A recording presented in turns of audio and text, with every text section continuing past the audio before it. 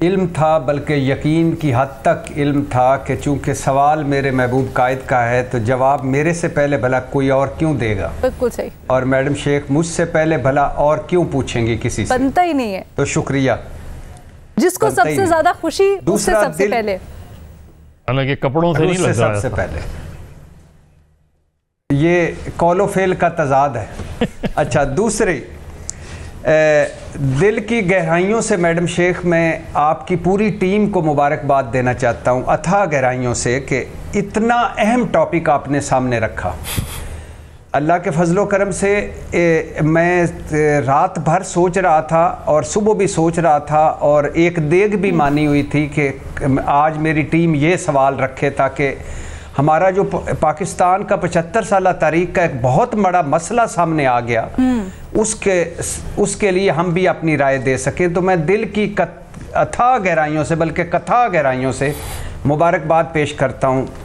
ये बहुत बड़ा इस मुल्क के लिए एक आपकी कुर्बानी है जो याद रखी जाए। थैंक यू भट्टी साहब, अपने आप को भी मुबारक दें, आप भी टीम का पार्ट है तो आप अपने आप को भी मुबारक दें। फिर तज्जिया शुरू कर दें। मुझ आज समेत साहब सबको मुबारक। ठीक है सर। अच्छा, पहली बात मैडम शेख, अब ड्रैग हो रहा है कि पहली बात कि जब सरफराज बुगटी साहब को अपनी गलती का एहसास हो गया, जब वो वार्निंग देने की गुस्ताखी के बाद, यानी वार्निंग भी हमने ही लफ्ज़ इस्तेमाल किया और यू टर्न भी हमने ही इस्तेमाल किया सवाल में, इसलिए मैं ये दोनों अल्फाज इस्तेमाल कर रहा हूँ। जब वो वार्निंग देने की गुस्ताखी के बाद यू टर्न ले चुके तो इन्हें माफ़ कर देना चाहिए था। गो के बुगटी साहब का गुनाह बहुत बड़ा है, इसमें कोई शक नहीं है, ऐसे गुनाह नहीं किया करते, मगर जब वो कह चुके कि बयान का सियाको सबाक, वैसे ये भी बड़ा खूबसूरत लफ्ज़ है सियाको सबाक, कुछ और था तो इन्हें माफ़ कर देना चाहिए था। ये बहुत बड़ा गुनाह है कि अगर वो किसी को कहे कि अगर अदालत वो मुल्ज़म हैं, हालांकि गलती यहाँ भी वो कर गए, वो मुजरम हैं और मफरूर हैं, लेकिन अगर मुल्ज़म हैं तो अदालत अगर उन्हें रिलीफ नहीं देगी तो उन्हें गिरफ़्तार कर लिया जाएगा। लेकिन बुगटी साहब को ये नहीं कहना चाहिए था। मैं सही कह रहे हैं मुस्लिम लीग की। दूसरी बात,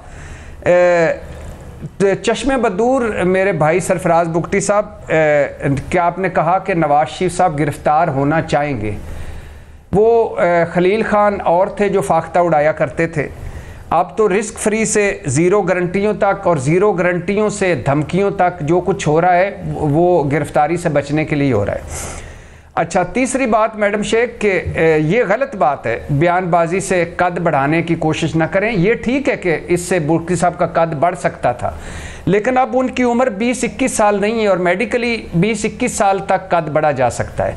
तो इसलिए मेरा ख्याल है बुगटी साहब को इस बयान का भी कोई फ़ायदा नहीं होगा। और आखिरी बात मैडम शेख के मुस्लिम लीग की नून की जो आपने कहा है ना गलत है, मंतक तो खैर ही कोई नहीं, तुक भी गलत है। उसकी वजह यह है कि अगर वो ये कहते हैं कि बुगटी साहब निगरान वज़ीर हैं तो और लिहाजा उनको बेहतर अल्फाज इस्तेमाल करने चाहिए, ये इस टॉपिक पे नहीं बोलना चाहिए, तो वो ठीक था। लेकिन चूँकि आगे से उतना ही अकल था और उतनी ही मंतक थी और गुलामाना सोच थी और एक से बढ़कर क्रेडिट लेने की कोशिश थी कि शेख रशीद का अंजाम देख लें, कद बढ़ाने की कोशिश ना करें, होश के नाखुन लें, तो मेरा ख्याल है बुगटी साहब को काफ़ी ठंड पड़ चुकी होगी। और आखिरी बात, मरियम औरंगज़ेब साहब ने एक मरतबा कौमी असम्बली में कहा था कि नवाज शरीफ एक नशा है और ये नशा बदस्तूर कायम है। इस पर मरियम औरंगज़ेब को अथाह गहराइयों से मुबारकबाद, दिल की अथाह गहराइयों से। और उनसे पूछना ये है कि अगर एक मुल्ज़म हो और उसका अदालत में मामला हो तो फिर अवाम, एयरपोर्ट से अवाम दरमियान में कैसे, यानी अदालत और मियाँ साहब के दरमियान में अवाम कैसे। बहुत शुक्रिया। अल्लाह ताला मेरे महबूब कायद की वापसी को मुमकिन बनाए और सब कुछ खैर आफियत से करे। बहुत इंतज़ार है इस कौम को, क्योंकि खुशहाली आने वाली है।